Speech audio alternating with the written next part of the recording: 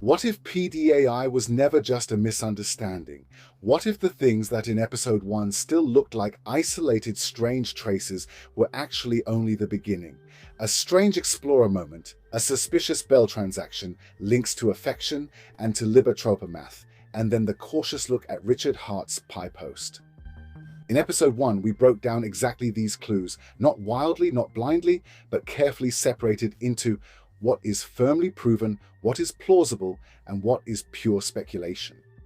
And that is exactly where we continue today. And one more very important thing up front. All contracts and transactions that I talk about in this video, I will put down in the description below. That means you do not have to simply believe anything here. You can look at the clues yourself. Because now comes the next big question. If these clues are not a coincidence,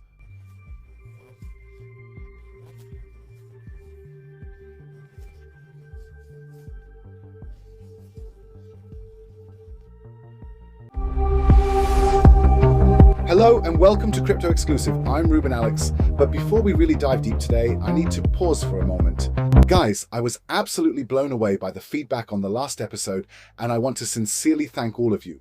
Your reactions show me that together we are onto something really big. Yes, this is episode 2, and this episode builds directly on episode 1, because today we are no longer looking only at individual clues. Today we are looking at the building blocks behind them. I will explain this so simply today that even Grandma Hilda will get it. I do not want to tell you a fairy tale today. I do not want to sell you hype either. I simply want to look with you at what shows up in the code and then ask one very simple question. Does this look like chaos, or does it look like someone actually put thought into it? And that is exactly what this is about today. So it is crystal clear where we stand right now. Episode 1 was the trail hunt, and episode 2 is the look at the possible system behind it. In episode 1, it was not just generally about pDAI, it was very specifically about these points: the strange explorer moment, the questions surrounding the proxy contract and transparent upgradable proxy, and the suspicious bell transaction, the link to affection, the trail to LibAtropaMath, and the cautious classification of Richard Hart's. There, we very deliberately separated what is firmly proven, what is plausible, and what is speculation. And that is exactly why episode 1 is so important, because in episode 1 we were basically asking, are these irregularities just noise, or do they point to something more? And in episode 2 we are now asking the direct follow-up question. If there really is more behind it, what could this system be built like? Or even more simply, episode 1 equals the clues, episode 2 equals the building blocks behind the clues. That is why this episode builds directly on episode 1, not just thematically. When people in the community talk about pDAI, what they basically mean is the PulseChain version of DAI, so DAI but not on Ethereum, on PulseChain. A lot of people immediately say, okay, that is just a copy, so how could it be worth anything? And honestly, that thought is completely understandable, because if you simply copy a stablecoin, that still does not mean it suddenly becomes a real dollar again. But now comes the point where it gets interesting, because the question is not just, is pDAI worth $1? The more interesting question is pDAI being built into a larger system? And that is exactly where the mystery begins.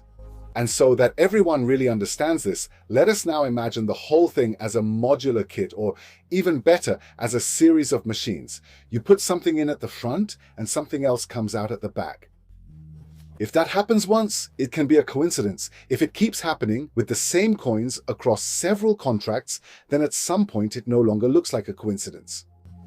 And that is exactly what we see here. The important point at this stage is this modular kit does not look like it was just thrown together randomly. Yes, on the contrary. A lot points to the blueprint being built around LibAtropaMath version 1.1, or at least being organized precisely around it. LibAtropaMath version 1.1 does not look like just some side product, but like a central building block that other parts are built on. And now comes the next layer, the one that makes this story so exciting. This construction site leads to the 414 wallet, which is known to belong to Maria-Rahel. Put simply, for beginners. It is not just the machine that is interesting, the question of who built it or set it in motion suddenly becomes part of the puzzle. And that is exactly why this chapter is so important. Because here, we are no longer just talking about the coin. We are talking about a possible blueprint, a possible architect, and the question of whether the whole thing may have been far more ordered from the start than it first appeared, and certain token names keep coming up again and again.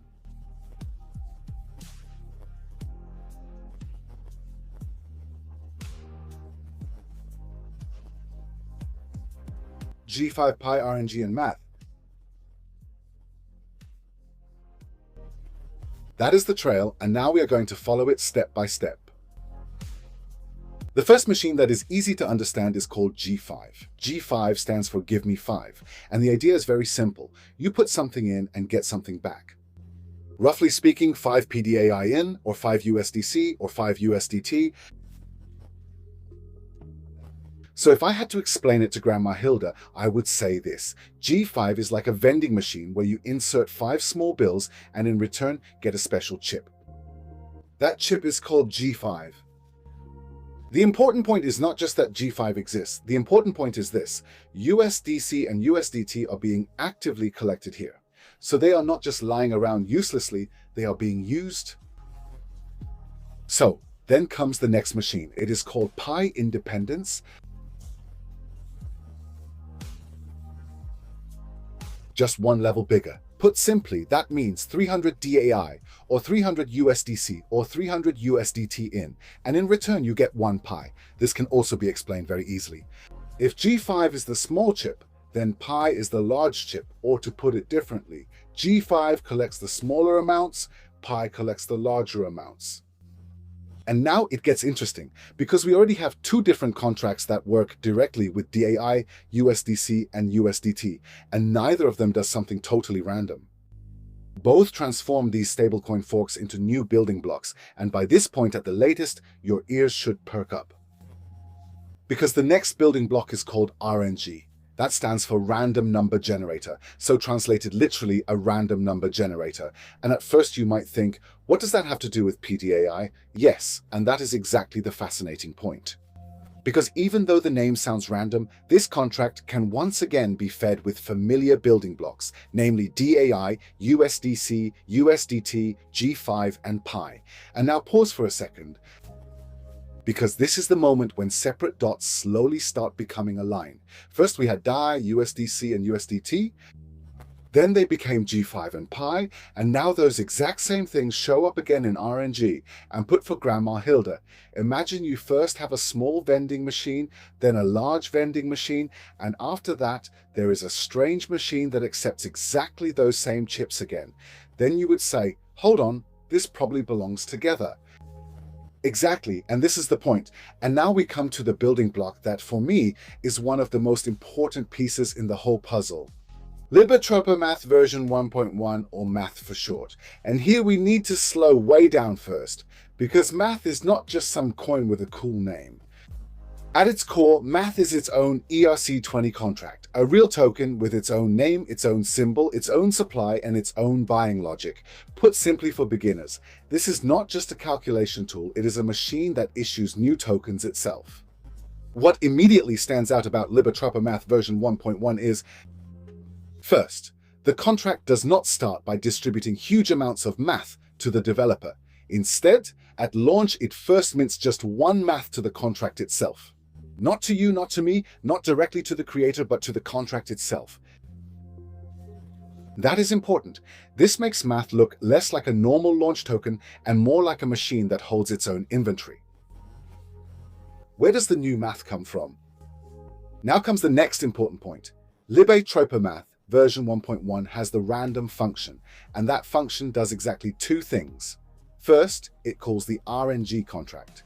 Second, in the process it mints 1 new math to the contract itself, but not infinitely, with no limit whatsoever. In version 1.1, there is also a kind of upper cap built in. As long as the total supply is not yet around 1.11 billion math, Random can keep adding 1 more math at a time. And put for Grandma Hilda,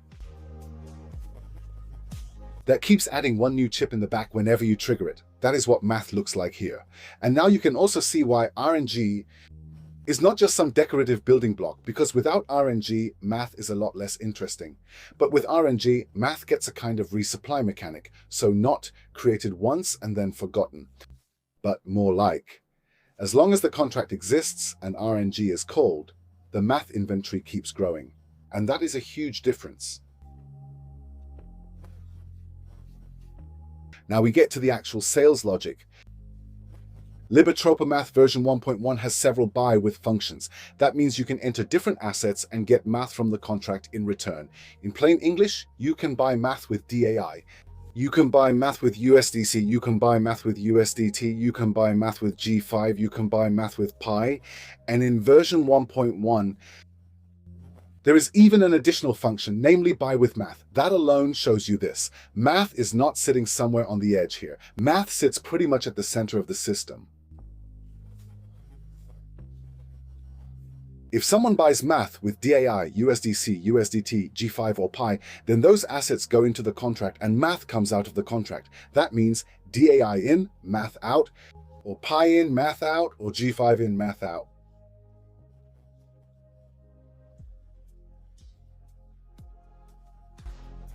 And now comes the extremely important point. In the code, you do not see a normal payout or withdraw function that would let these collected assets simply be pulled back out again. So put very simply for beginners, the contract behaves more like an absorber or a collection basin. The assets go in, math is paid out, but what was deposited initially stays trapped in the system. LibAtropaMath version 1.1 is so interesting. Why this is especially exciting on PulseChain. And here comes something else you need to understand. Because PulseChain is an EVM fork, the code contains the familiar Ethereum addresses for DAI, USDC, and USDT. On a normal different chain, you might think, that does not fit at all. But on PulseChain, that is exactly the point. Because PulseChain forked the Ethereum state, those familiar addresses continue to exist there as forked versions. Yes, that means when LibAtropaMath points to those addresses, those forked stablecoin versions that the community often refers to as pDAI, PUSDC, or PUSDT. Yes. So if we put it brutally simply, the contract roughly says, for one math, you can also pay with USDC or USDT, alternatively with G5 or with Pi. For G5, the rate in the code is roughly 0.25 G5 for one math. For Pi, roughly 1 to 12 Pi for one math. That means G5 and Pi are not just mentioned here either, they are given a very specific place in the math logic. And now comes one thing that at least needs to be mentioned. Without getting carried away right away, with USDC and USDT, the code converts differently than it does for DAI, and it looks as if the contract first rounds down to whole math units before converting to the smaller decimal places of USDC or USDT. Put simply for beginners, with DAI, the process looks clean. With USDC and USDT, the calculation path looks more unusual. Whether that is a bug, a deliberate design choice, or something in between, we cannot definitively prove from the code alone. But it is still notable. What version 1.1? And one more important point, in version 1.0, random on math just kept minting new math endlessly. In version 1.1, that was restricted by building in this upper cap. In addition, version 1.1 also introduces BuyWith math. I want to show something. LibAtropaMath did not just stand still. Someone was clearly still building on it, and that is exactly why version 1.1 is so important for our trail. If I had to boil it down to a single sentence, then LibAtropaMath version 1.1 is basically this: a central math machine that gets resupplied through RNG, collects multiple assets, and therefore behaves like an absorber inside the system. Yes, and that is exactly why I say, if you really want to understand pDAI, then LibAtropaMath. Version 1.1 cannot just be briefly mentioned. You have to take it apart, because here you suddenly see how individual tokens, intermediate stages, and strange building blocks could slowly become a system. Step 1. Now let us summarize everything so simply that literally everyone can follow along.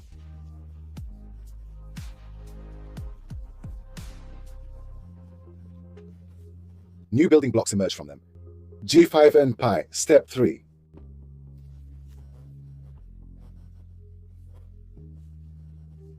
And step 4. Later they show up again in math as well.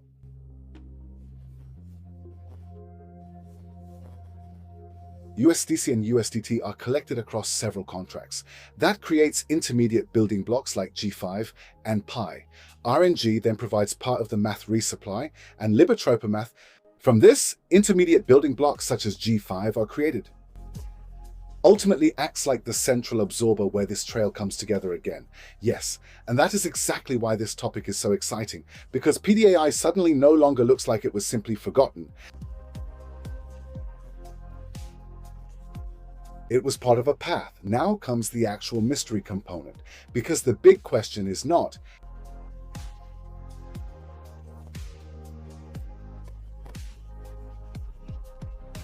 the big question is, why do the same assets keep appearing in the same blueprints? Yes, because if someone had just built nonsense, you would expect random chaos. But here we keep seeing the same inputs, the same names, the same connections, and the same direction. Yes, and that is exactly what makes this topic so fascinating, because the longer you look at it, the more it feels like you are not just looking at one coin, but at the remains of a bigger plan. And now let us clearly separate fact from fiction. What we can say for sure, these contracts exist, these connections in the code exist. And G5 and Pi are real building blocks in the system. RNG takes these building blocks back in. Math is also linked into this chain. These are not fantasy stories. These are things you can actually see in the code. Yes, but we also have to stay honest. What we still cannot prove for sure, that this automatically creates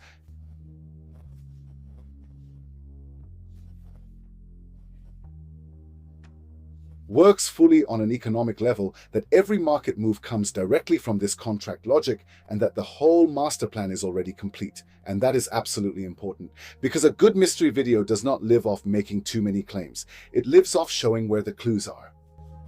And here the clues are clearly on the table. The most important takeaway from this episode, in my view, is this: pDAI does not stand alone. That is the real bombshell. Because a lot of people talk about pDAI, but if you look deeper, then you see pDAI as part of a trail, part of a chain, part of a network of building blocks that keeps coming back to the same assets. And that is exactly why episode 2 is so important, because before we start talking about big theories, we first have to understand that these building blocks even show up together at all, and that is exactly what we did today. And now it gets really exciting for episode 3, because today we understood the technical side in simplified form, but the next big question is, how could all of this fit together economically? What role does Atropa play? And could a system like this theoretically build pressure toward $1 at all? And that is the next door. And honestly, that is where the mystery really begins. Hand on heart. If you stayed with me this far, then you probably see pDAI now in a completely different light. Maybe it is not a finished peg yet, and certainly not yet an automatic $1 token, but it is still anything but a worthless fork. Today we saw that pDAI leaves a much larger trail. If G5, Pi, RNG, and Math interlock this precisely, then for me that is the point where it gets really exciting. This exact kind of detective work is what fascinates me so much about crypto. Yes, but very important, guys, that pDAI leaves a much larger trail. If G5, Pi, RNG, and Math interlock this precisely, then for me that is the point where it gets really exciting. This exact kind of detective work is what fascinates me so much about crypto. Quick reality check. This is not financial advice. I am not an investment advisor. I am only showing you the clues here, the connections, and the thoughts from my personal research. If you enjoyed this episode, then please leave me a like, subscribe to Crypto Exklusiv, and definitely write me a comment. See you then. Maybe to you this is still just a chain of coincidences, or do you also believe that there is far more behind pDAI than most people have seen so far? This was pDAI Mystery Beyond Belief, Fact or Fiction. Until the next episode, take care and keep it exclusive.